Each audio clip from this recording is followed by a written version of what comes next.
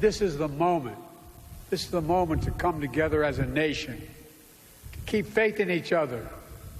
The world is dependent on each of you and all of us, all of you, to keep honoring the women and the men and the families who have borne the battle, to keep protecting everything they fought for, to keep striving to heal our nation's wounds, to keep perfecting our union. President Joe Biden marking his last Veterans Day as the country's commander-in-chief at Arlington National Cemetery today, calling on the nation to unify, to honor what our men and women of the military have fought and died for.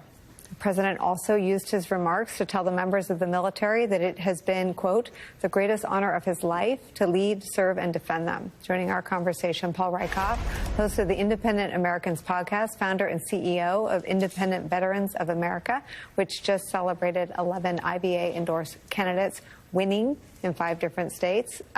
Winning. Tell me more. Winning, yeah. Independent veterans can win. Yeah. And I think it's a really important message for this country right now about putting country over party, all party. What we saw is if we run independent veterans, especially at the local level, they win. And they win and bring people together and embody all the values that we're talking about today on Veterans Day. They can hold the line. They can move us forward. They can be renegades. They can be mavericks.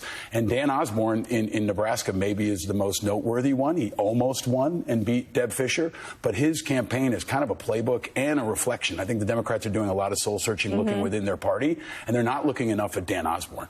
Because I think what Dan Osborne shows is what can happen if candidates do put country over both parties.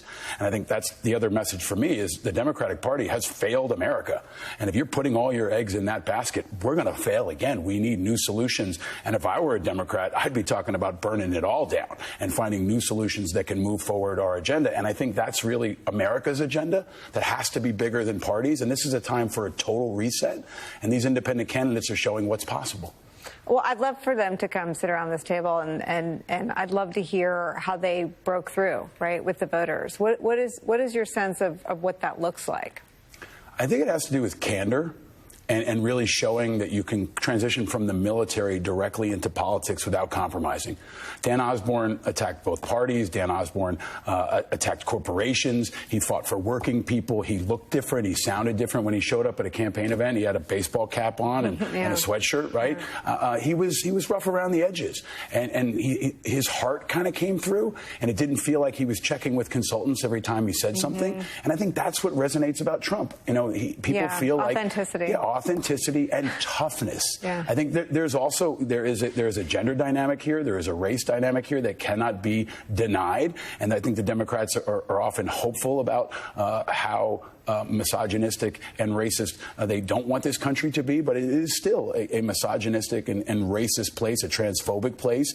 And sometimes who you run can determine whether or not you win in that environment. So I think we saw a lot of men win. We saw a lot of white men win. That may not be the playbook going forward, but that worked this cycle. And I think that's something for us to all try to unpack and understand. But most of all, it has to do with toughness and patriotism and independence. All right, you're spitting some truths that I think people at the 1 week mark are ready to hear. Can you stick around? I need to sneak in a quick break. Sure. We'll be right back. Paul, the last time we covered or talked about Arlington was when Donald Trump was there, in the words of many former military people, debasing Arlington, sacred ground. What should the military be girding for now that he's been reelected? A purge.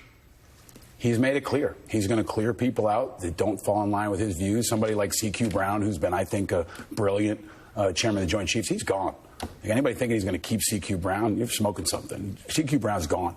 Everybody in the political side is gone.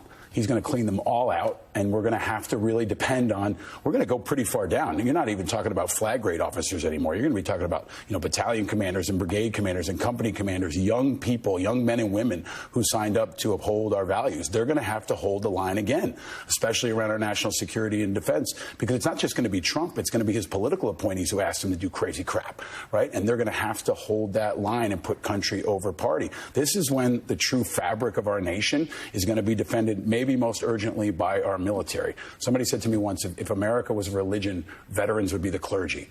Like, we have to hold the line and be the keepers of the flame, especially on Veterans Day. It's a time to remember that. We're going to keep turning to you. Paul Rieckhoff, thank you for your service and for your service to the show, for always telling the truth. Thank you for focusing on it. Thank you for being here. Another break for us. We'll be right back.